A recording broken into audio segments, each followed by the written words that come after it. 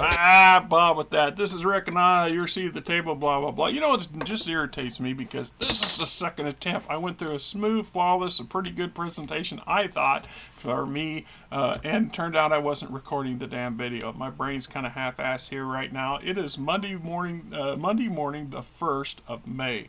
And while that is not overly significant to anybody, crying at the door over there is Doofus, or Fluffy, big black fluffy cat that is supposed to be our neighbor's cat, who's been living in our house for the last 2 years.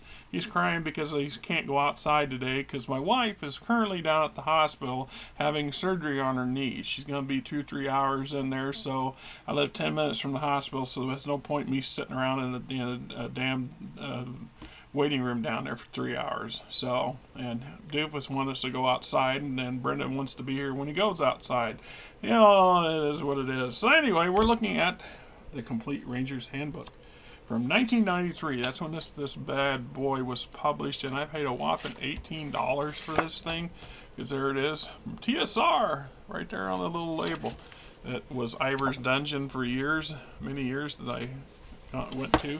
So we're looking at Rangers, and Rangers are either a favorite class or a despised class. That it's kind of a toss-up because there's a lot of players who don't like them, and there's a lot of players who swear by them. I mean, they're very versatile. Of all the character classes, the Rangers perhaps are the most generic mixing of your warrior, your thief, and your cleric, to get with a little bit of druid tossed in there.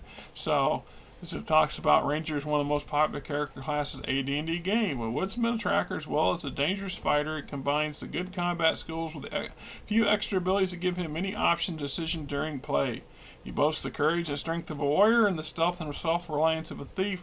He combines the druid's affinity for the outdoors with the devotion and magical aptitude of a priest.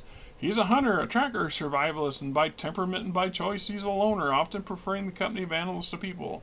Without question, he's one with nature, sworn to protect the inhabitants of the wilderness and preserve the integrity of the land. Right? Yeah. So, we talk about, before we get any started, acknowledging the fact that there's been significant changes to the class from the initial first edition rules for the first edition version of the Ranger, and anything predating this. So it acknowledges that anything you might find in older predating this work may not quite jive with what the current version of the Ranger is. Proficiencies, Ranger requirements, pre-generated ability scores, level advancement, experience points, level improvements, armor, weapons, spell use, Ranger's armor, Ranger's attacks, thief abilities, racial adjustments, dexterity adjustments, armor adjustments, kit adjustments, primary terrain. Most Rangers spend a good chunk of their time in a specific terrain or mix of terrain, and they become a specialist. Therefore, you can choose that at the beginning and get a few bonuses for when operating in your preferred terrain. It's tracking, preconditions, tracking check, modifiers for tracking, interrupted tracking, movement while tracking, identification check results, covering movement, hiding shadows, move silently, species enemy. So they can have a favorite enemy, which is gives them a minor's bonus when dealing with that enemy. And then it goes into some various random charts here to help you determine what may be a random mountain species enemy might be, or a hill species, or a jungle species, whatever.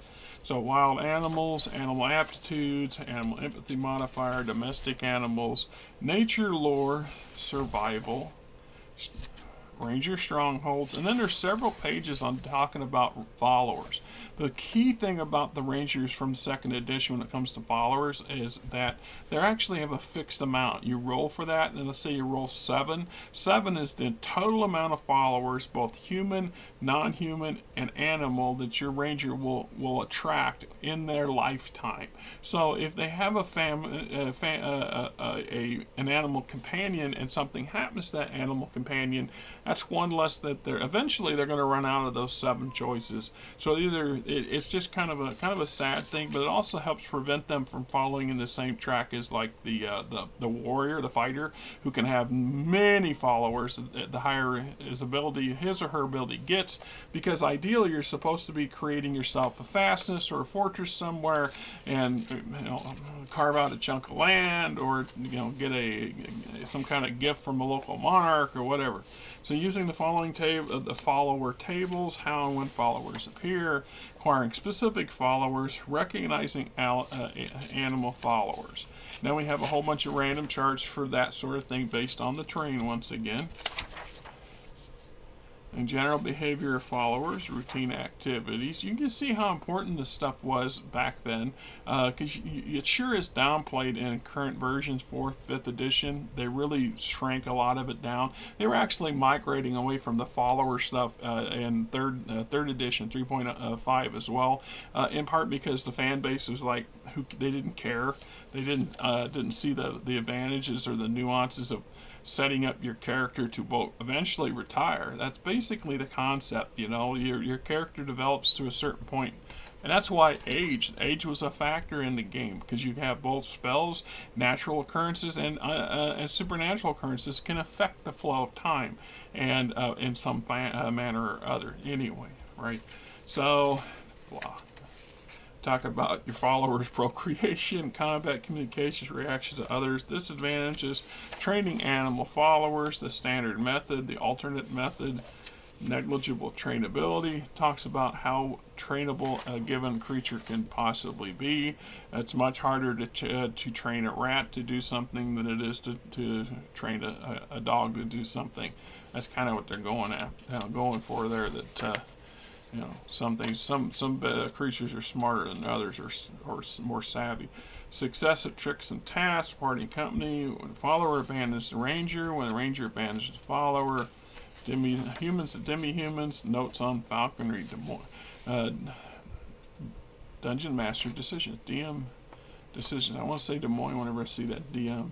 Acquiring kits, subsection kits. So basically, what a kit is I want a ranger, but I want a specific type of ranger. So instead of saying the ranger / beastmaster, I'm going to be a beastmaster, and all that entails. So here's the kit for being a beastmaster, and what comes with advantages, disadvantages. Here's one for explorer, falconer. The Feralon, which is basically a feral child. Somehow or another, the human child or the demi-human child is abandoned or lost in the wilderness, and they are taken in by some kind of wild animals, say a pack of wolves, and taken care of and brought into maturity. So when you think of the traditional character of Tarzan, for example, Tarzan would qualify as a Fairland. Form of ranger, but forest runner, the giant killer, the Greenwood Ranger, the Guardian, the Justifier, the Mountain Man, the Pathfinder, the Sea Ranger, the Seeker. There we go. Yeah, the Stalker. There you go, folks. You have an official classification. You can become the professional stalker. Here's how you do it. Here's the rules and modifiers for it. The Warden. Then we talk about abandoning your kits, creating new kits, demi-rangers, dual-class rangers, demi-rangers, multi-class rangers, optional rules for the ranger druid, compiled proficiencies, clarification, modifications. So we get animal handling, animal training. These are where they take an older proficiencies or skills and they've updated them to, or specifically dialed their into the ranger core. So all rangers have basic survival skills in their primary terrain. Additional proficiency slots may be spent to add more terrain types. Thus, if a ranger spends a lot of slots to acquire this proficiency, he must choose the terrain other than his primary terrain, giving him survival proficiencies in 2 types of terrain. Blah. Tracking.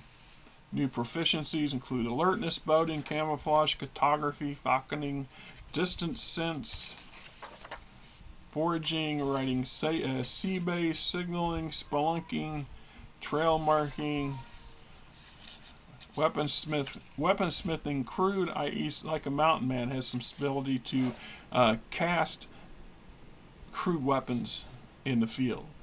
All right, you can potentially make metal weapons if you have the basic understanding of how blacksmithing works, and you can do it in the crude manner that you can achieve with a fire, with a wood fire or a coal fire, and out there in the woods, literally. Veterinary healing. Then we have some series of spells that are kind of devoted specifically for rangers or expanding the rangers' options. So we got an allergy field, a recover trail, revitalize animal, animalize, locate animal follower, call follower, animal trick, polymorph plant, and a list of the ranger spells here too. So then, in addition to the ones that come in the handbook, of course, and then new magic items, the ice box. It's basically a refrigerator that you a portable refrigerator right here. Portable shadow, string cage, thorn to sleep. Horn of animal calls, species enemy medallion. So if you got a preferred enemy and you wear the medallion that's tuned into that enemy, it gives you more bonuses.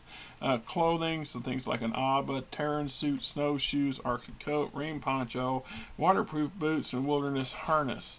Transport the dog sled, kayak, and water sled, breathing tube, camouflage kit, blah, blah, blah. And here's this whole series of different types of tents and stuff, which was nice. Just the added wilderness equipment in some ways come up really nice. So we have some weapons like the hatchet, the ice pick, the snow blade, the machete, the Ritik. 6-foot-long weapon consists of a wooden shaft with a point and a hook on the same end. Primarily used by primitive tribes of Arctic and tundra regions for hunting bear and other large game. The Ritik is thrust, not thrown. When the point pierces the animal, the user jerks and twists the shaft and embed the hook. Nasty. All right. Demographics: race, role-playing, role-playing, race, gender, social background, and family, age, alignment, becoming a ranger, apprenticeship, self-determination, conscription, happenstance, divine intervention, a social misfit. All right. Strong ethics, love of nature, solitary, attack turn, devote, daily life, patrolling, monitoring strangers, trailblazing, wildlife management, conservation, rangers' personalities, law enforcement, listed defining characteristics. All right. Oh yeah, it's a lot of good stuff. And it starts to get, there's a point where some of this just definitely comes across as being fluff or filler, but it still has options. And this is, once again, like I said, we get to a crunchy stage. This is definitely a crunchy stage of a game development, but it's also kind of necessary because they're covering so many of the things that later will come as common sense, that we won't think about needing to look up the rules to make adjustments or make a dice call or something like that. But to get to that less crunch, you had to get here first. This is just the inevitable way things, the messy, glorious way things are created and grow. So class description, special abilities, etc., etc. We're talking the appendixes here, and this is the version of the first edition Ranger rules and version that was available and that have been tweaked to help you bring that character perhaps to the second edition if that's what you were making a transition to, which some of us did, and some of it just created brand new stuff from the get-go. So hey, this is the end of the damn video, and it actually recorded this time. Hoo-ah. So hey, here we go. The channel worth checking out, right? Till next time, I hope you guys have yourself